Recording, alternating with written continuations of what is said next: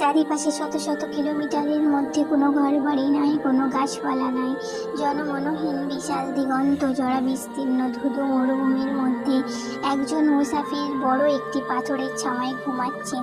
আর পাশেই তার একমাত্র বিলম্বন, তার শহর সঙ্গী একটি উট বেঁধে রেখেছে। আর সেই উটের উপরে আছে খাদ্য ও পানি। কিছুক্ষণ পর সেই লোকটি ঘুম থেকে উঠে দেখে সেই উটটি পালিয়ে গেছে। তখন সেই লোকটি চারিপাশে উটটিকে খোঁজাখুঁজি করে কোনো জায়গায় না পেয়ে হতাশ হয়ে গেল। এই জনমনহীন মরুভূমির মধ্যে খাদ্য তার পানির অভাবে তার কি ভয়ঙ্কর যন্ত্রণাদায়ক মৃত্যু হবে, সেই কথা চিন্তা করতে করতে সে আবারও ঘুমিয়ে পড়ল। কিছুক্ষণ পর ঘুম থেকে উঠে দেখে তার হারিয়ে যাওয়া উটটি তার পাশেই বসে আছে। ওই লোকটি তার হারিয়ে যাওয়া উটটিকে খুঁজে পেয়ে সে যেই রকম খুশি হয়েছে। বিশ্বনবী বলেছেন, আল্লাহ কোনো নাফরওয়ান বান্দা তওবা করে আল্লাহর রাস্তায় ফিরে আসে, তাহলে আল্লাহ রাব্বিল আলামিন ওই লোকটার চেয়েতে লক্ষ কোটি গুণ বেশি খুশি হবে।